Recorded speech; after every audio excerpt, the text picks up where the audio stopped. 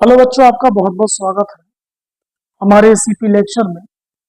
और आज हम आपके सामने कक्षा 11 का रेडॉक्स अपक्रियाएं चैप्टर से एक और वीडियो लेके आए हैं। आज हम लोग पढ़ने वाले हैं आयन इलेक्ट्रॉन विधि द्वारा असंतुलित समीकरणों को संतुलित करना, और वो भी हम लोग पढ़ेंगे बच्चों क्षारीय माध्यम में। तो असंतुलित समीकरणों को संतुलित करने के लिए बच्चों कुछ नियम है जो हमें याद रखने पड़ते हैं। आपके सामने बोर्ड पे कुछ नियम है जिन्हें हम लोग ठीक है देखते हैं। देखिए, पहला नियम क्या कहता है बच्चों, जब भी आपको असंतुलित समीकरण मिले तो सबसे पहले आपको उस असंतुलित समीकरण से ऑक्सीकरण और अपचयन अर्ध अभिक्रियाओं को छांटकर अलग अलग लिख लेना। इसके बाद दूसरा नियम कि दोनों अर्ध अभिक्रियाओं में दोनों तरफ तत्वों की संख्या बराबर करनी है, ऑक्सीजन और हाइड्रोजन को छोड़कर। तीसरा नियम कहता है कि दोनों अर्ध अभिक्रियाओं में ऑक्सीजन का अंतर ज्ञात करना है। राइट साइड में कितने ऑक्सीजन है और लेफ्ट साइड में कितने ऑक्सीजन है, दोनों का अंतर ज्ञात करना है। जब अंतर ज्ञात हो जाए तो उसके बाद में हमें क्या काम करना होता है कि जिस तरफ ऑक्सीजन परमाणु की संख्या जितनी ज्यादा हो तो उसी तरफ जल के ठीक है उतने ही जल के अणु जोड़ देते हैं। इतना करने के बाद जिस ओर आपने जल के अणुओं को जोड़ा है उसके दूसरी तरफ जल के अणुओं के दोगुने, जल के अणुओं के दोगुने आपको हाइड्रोक्साइड आयन जोड़ना है। इतना करने के बाद जब इतना आप करेंगे तो ऑक्सीजन और हाइड्रोजन दोनों ऑटोमेटिक बैलेंस हो चुके होंगे। इसके बाद अगला नियम, दोनों अर्ध अभिक्रियाओं में आयन बराबर करते हैं लेकिन इलेक्ट्रॉनों के द्वारा।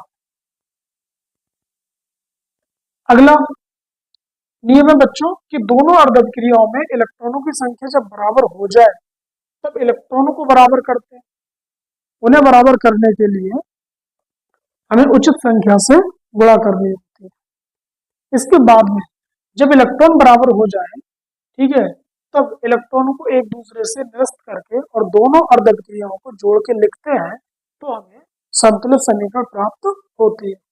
तो बच्चों ये थोड़े से नियम है जो आपको याद करने हैं।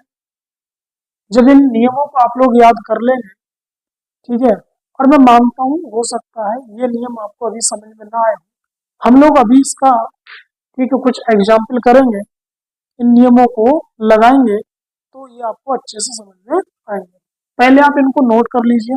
तो देखिए बच्चों, आपके सामने बोर्ड पे एक रिएक्शन है जो कि असंतुलित है और हमें इसे संतुलित करना है, वो भी क्षारीय माध्यम में।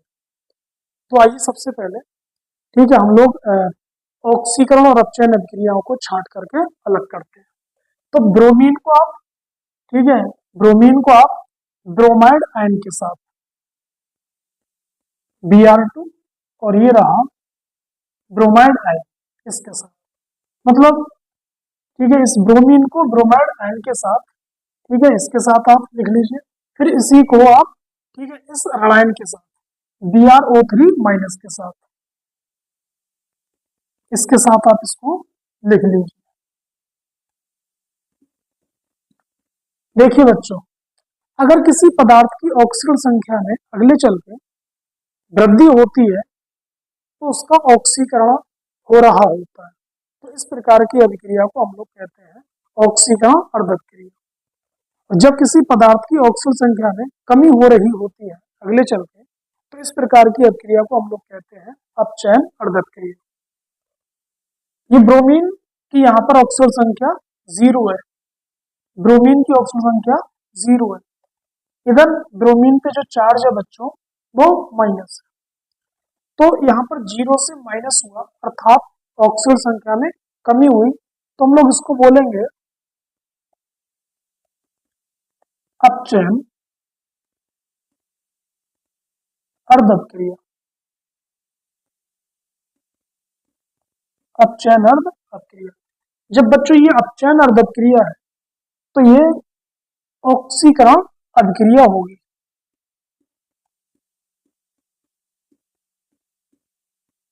ऑक्सीकरण अर्ध अभिक्रिया इस प्रकार से, क्योंकि आप लोग अच्छे से जानते हैं कि रेडॉक्स अपक्रिया उसे कहते हैं जिसमें ऑक्सीकरण और अपचयन दोनों क्रियाएं एक साथ होती हैं। तो जब मुझे पता चला ये अपचयन है तो ये वाली ऑक्सीकरण होगी। ठीक है बच्चों, इस प्रकार से हमने छांट के इसको लिखा। दूसरा नियम, दोनों तरफ राइट साइड और लेफ्ट साइड जो तत्व हैं उनकी, ठीक है, संख्या हम लोग बराबर करते हैं। तो बेटा यहाँ पर जो ब्रोमीन के परमाणु है वो 2 हैं, इधर ब्रोमीन के जो परमाणु है, ठीक है, वो सिर्फ 1 है। तुम क्या काम करेंगे, इसके सामने 2 लगाएंगे। अब दूसरी वाली अपक्रिया में हम लोग, ठीक है, तत्वों के परमाणु की संख्या बराबर करेंगे। इधर ब्रोमीन 2 परमाणु है, इधर, ठीक है, 1 है, तो सामने कितना लगाएंगे बच्चों, 2 लगा देंगे। इस प्रकार से हमने तत्वों को बैलेंस किया।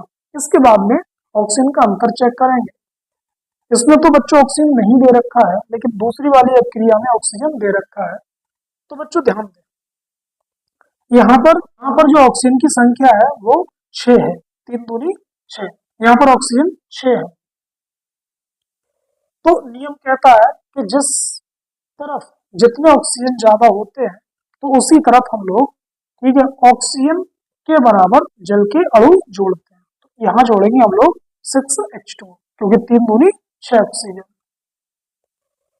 अब जितने ऑक्सीजन थे उसके आपने बराबर, ठीक है, जल के अणु जोड़ दिए, तो दूसरी तरफ ऑक्सीजन के बराबर या उसके दूसरी तरफ जल के अणुओं के दोगुने, जल के अणुओं के दोगुने, उसके दूसरी तरफ जल के अणुओं के दोगुने हम हाइड्रोक्सिल आयन जोड़ते हैं माइनस। इधर 6 जल के अणु है तो इधर हम लोग जोड़ेंगे 12 OH माइनस। इस तरीके से हाइड्रोजन भी संतुलित हो गया, बराबर हो गया, 6 दूनी 12। इधर भी हाइड्रोजन 12 है, ऑक्सीजन की संख्या 12 है, तो 3 दूनी 6 और 6 12।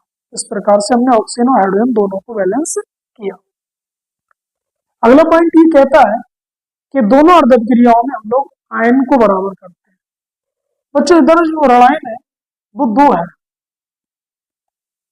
और इधर 0 है, तो हम क्या काम करेंगे, हम इस साइड 2 इलेक्ट्रॉन को ऐड करेंगे, क्योंकि आयन को बराबर करते हैं इलेक्ट्रॉन के, ठीक है, माध्यम से। तो इधर 2 माइनस, तो इधर भी 2 माइनस। अब अगली वाली रिएक्शन में हम लोग आयन को बराबर करेंगे। बेटा OH पे जो चार्ज है वो 1 माइनस है, लेकिन OH है कितनी बार, 12। तो चार्ज मतलब जो ऋणायन है वो भी कितना होगा, 12 होगा। तो इधर ऋणायन कितना है, 12, इधर ऋणायन 12 है। बच्चों यहाँ पर BrO3, इस पूरे पे जो चार्ज है वो 1 माइनस है, और BrO3 2 बार दे रखा है, तो यहाँ पर जो माइनस चार्ज होगा वो 2 बार होगा। ठीक है, इस प्रकार से। तो इधर 12 माइनस, इधर 2 माइनस, तो हम क्या काम करेंगे, ठीक है, राइट साइड, ठीक है, राइट साइड हम लोग 10 इलेक्ट्रॉन को ऐड करेंगे। इस प्रकार से जब 10 इलेक्ट्रॉन को हम लोग ऐड कर लेंगे, इस प्रकार से हमने 10 इलेक्ट्रॉन को लिखा।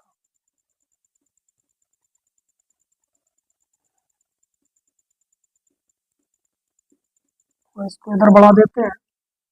ठीक है बच्चों, 10 इलेक्ट्रॉन। अब आप चेक करें, 10 और 2 12, 12 माइनस, और इधर भी 12 माइनस। अब अगले पॉइंट पे हम, ठीक है, इलेक्ट्रॉनों की संख्या बराबर करते हैं। तो बच्चों इसमें 10 इलेक्ट्रॉन, इस वाले में 2 इलेक्ट्रॉन। तो इलेक्ट्रॉन को बराबर करने के लिए उचित संख्या से हम लोग क्या काम करते हैं बच्चों, गुणा करते हैं। तो इसमें हम लोग गुणा करेंगे बच्चों 5 से, 5 से गुणा करेंगे, लेकिन पूरी अर्धक क्रिया में इसकी गुणा करेंगे। तो देखिए, किसी भी सूत्र में आपको छेड़छाड़ नहीं करनी, ठीक है। तो मैं यहाँ लिखूंगा Br2, लेकिन कितना 5। इलेक्ट्रॉन 5 दूनी 10, ठीक है, 2 पंजे 10, इस प्रकार से। इतना करने के बाद इधर बच्चों 10 इलेक्ट्रॉन लेफ्ट साइड, इधर 10 इलेक्ट्रॉन राइट साइड। तो जब इलेक्ट्रॉन बराबर हो जाए तो एक दूसरे को निरस्त करेंगे। और बच्चों हम लोग, ठीक है, जिनमें इलेक्ट्रॉन को निरस्त करते हैं उन्हीं अर्ध अभिक्रियाओं को जोड़ कर लिखते हैं। ठीक है, लेफ्ट साइड जितना भी है उससे जोड़ के लिखना है और राइट साइड जितना भी है उसको जोड़ के लिखना है। ठीक, तो देखिए बेटा, ब्रोमीन के 5 अणु ये हैं और 1 अणु ये, मतलब 6Br2 plus 12 hydroxyl ion, 10Br minus 2BrO minus plus का 6H2। ये हमें संतुलित समीकरण प्राप्त होती है। आइए चेक करते हैं संतुलित है या नहीं। ब्रोमीन परमाणु की संख्या 6 दूनी 12, तो इधर बच्चों 10 और 2 12। ऑक्सीजन संख्या 12, इधर चेक करते हैं 6 ऑक्सीजन ये है और 3 दूनी 6, 6 और 6 12 ऑक्सीजन, हाइड्रोजन 12, तो 6 दूनी 12। तो ये आपको, तो आइए बच्चों एक और असंतुलित समीकरण को हम लोग संतुलित करेंगे।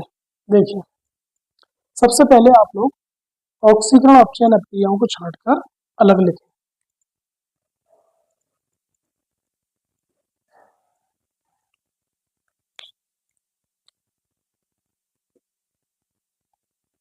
क्लोरीन को क्लोरीन क्लोराइड आयन के साथ और इसी क्लोरीन अणु को इस आयन के साथ,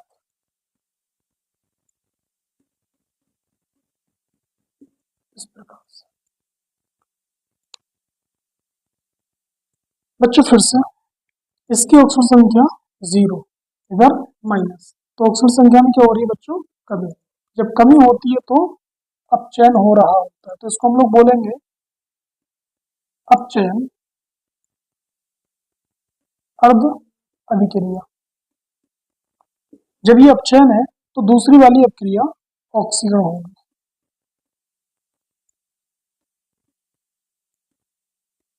ऑक्सीकरण अर्ध अभिक्रिया, ठीक है, इतना कर। दूसरा पॉइंट बच्चों, दोनों तरफ तत्वों की संख्या बराबर करते हैं। इधर क्लोरीन का परमाणु 2 है, तो इधर हम इसके सामने 2 लगा देंगे, जिससे यहाँ पर भी क्लोरीन, ठीक है, के परमाणु 2 हो जाएंगे, इस प्रकार से। फिर इधर दूसरी वाली अभिक्रिया में इधर भी क्लोरीन के परमाणु कितना है, 2, तुम सामने कितना लगाएंगे, 2 लगा देंगे। इसके बाद तीसरा पॉइंट हम लोग ऑक्सीजन का अंतर ज्ञात करेंगे। इधर हमने देखा 3 दूनी 6, इधर ऑक्सीजन कितना है बच्चों, 6। तो जिधर ऑक्सीजन जितने ज्यादा, ठीक है, जितने ज्यादा ऑक्सीजन उसके बराबर जल के मॉलिक्यूल 6H2O। जितना जल का मॉलिक्यूल्स जोड़ा है उसके दूसरी तरफ उसके दोगुने hydroxyl ion means 12 hydroxyl ion जोड़ना है। इसके बाद में अगला पॉइंट, ठीक है, आयन को बराबर करते हैं इलेक्ट्रॉन के माध्यम से। तो इधर, ठीक है,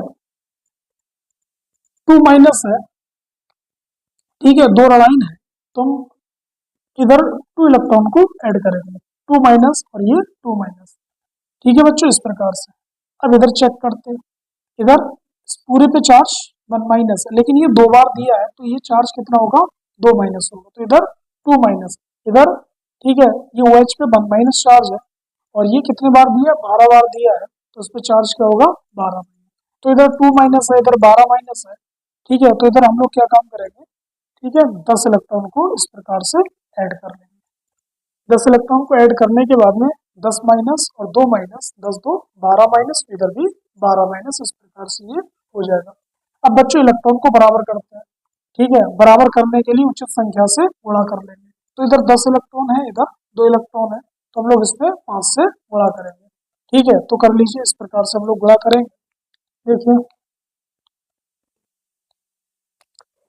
इधर लिखेंगे 5Cl2 प्लस, ठीक है, 10 इलेक्ट्रॉन, 5 दूनी 10, मतलब 10Cl माइनस। इस प्रकार से जब इलेक्ट्रॉन की संख्या बराबर हो जाए तो इन्हें एक दूसरे से निरस्त करना है, और जिन अभिक्रियाओं में इलेक्ट्रॉन को निरस्त करते हैं उन्हीं को जोड़ के लिख देते हैं। ठीक है, तो देखिए क्लोरीन के अणु 5 ये हैं और एक अणु ये है, तो ठीक है, इनकी संख्या कितनी होती है फिर 6। तो ये बना 6Cl2 plus 12OH minus 10Cl minus और plus 2ClO3 minus plus 6H2O। इस प्रकार से तो ये समीकरण आपको दिखाई दे रही है बच्चों, ये संतुलित समीकरण है। आइए चेक करते हैं। 6 दूनी 12, तो 10 और 2 12, 12 क्लोरीन के परमाणु, 12 ऑक्सीजन, तो 3 दूनी 6, 6 ऑक्सीजन और 6 12 ऑक्सीजन, हाइड्रोजन 12, ठीक है, तो 6 दूनी 12। आवेश चेक करते हैं, 12 माइनस, तो 10 और 2 12 माइनस, ठीक है। तो बच्चों इस प्रकार से हमने इस समीकरण को संतुलित किया, तो आप इसको नोट कर लीजिए। तो बच्चों आइए एक और असंतुलित समीकरण को हम लोग संतुलित करेंगे बहुत ही आसान तरीके से, ठीक है। इस फास्फोरस को फॉस्फीन के साथ और इस फास्फोरस को इस आयन के साथ,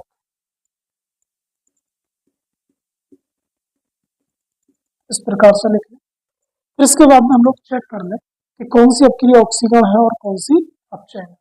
बच्चों इसकी ऑक्सीजन संख्या यहाँ पर 0 है, इसकी ऑक्सीजन संख्या 0 है। कहते हैं मुक्त अवस्था में तत्वों की ऑक्सीजन संख्या 0 होती है, तो इसकी ऑक्सीजन संख्या 0। यहाँ पर अगर आप इसकी ऑक्सीजन संख्या निकालते हैं तो आप इस प्रकार से निकाल सकते हैं,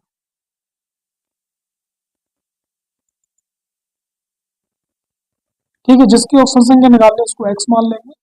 हाइड्रोजन संख्या 3 है और हाइड्रोजन पे जो चार्ज होता है उसकी, हाइड्रोजन की जो ऑक्सीजन संख्या होती है वो +1 होती है, बराबर 0, ठीक है बच्चों। तो 3 एकम 3, x प्लस 3 बराबर 0, तो x बराबर बच्चों आएगा -3, x बराबर -3 आएगा।